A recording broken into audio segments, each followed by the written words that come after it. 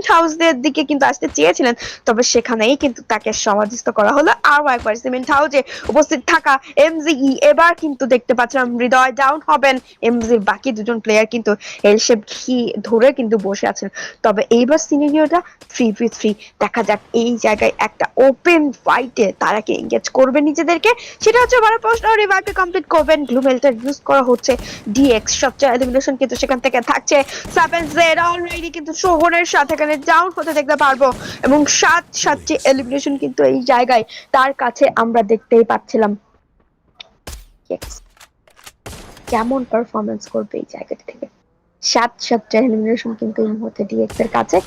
একটু ধৈর্য ধরে বসতে হবে। সাদকে আমরা দেখতে পাচ্ছিলাম একটি এলিমিনেশন কিন্তু সেখানে থাকছে তার কাছে। টড জি কি করবেন সেই জায়গাটা থেকে, সেটা হচ্ছে দেখার পালা। অলরেডি কিন্তু আমরা দেখতেই পাচ্ছিলাম হাইয়েস্ট ড্যামেজ কিন্তু কাউন্ট করা হচ্ছে। ব্যাটল মিডিয়ে কিন্তু পাওয়ার পাচ্ছি আমরা একের পর এক লবিতে। তবে এই 8টা স্কোয়াডের মধ্যেই কিন্তু একটা বলবো অ্যাগ্রেসিভ ব্যাটেল এখনো কিন্তু বাকি রয়েছে। সো এই অ্যাগ্রেসিভ ব্যাটেলটা কেমন হবে? সিনার্জি এপাশ থেকে কিন্তু একটা লম্বা শট কানেক্ট করার চেষ্টা, তবে সেই শটটা কানেক্ট করার আগেই পেছন থেকে ঢুকে পড়েছেন আরো একটা প্লেয়ার। শট রেঞ্জের প্লেয়ার, এই মুহূর্তে ডাউন করা পসিবল হবে কিনা, নিজের সতীর্থকে বাঁচানোর চেষ্টা কিন্তু করা হচ্ছে, তবে এই জায়গায় বাঁচাতে পারবেন কিনা সেটাই দেখা। ডট জির হেলথের অবস্থা ভালো নয়, তিনি কিন্তু মেডিকেট করার চেষ্টা করবেন, তবে জাম্পিং ড্যামেজটাকে এইবার কি রেস্কিউ হতে পারবেন?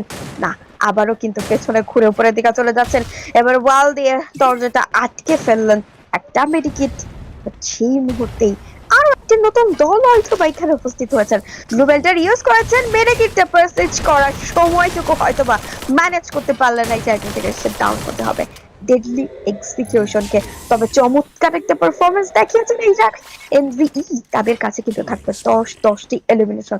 দেখা যাক এখান থেকে কিন্তু ইয়াহান বেবিকে আমরা দেখতে পাচ্ছিলাম, এবং ইয়াহান বেবি তিনি কি এই জায়গায় কি বলবো যে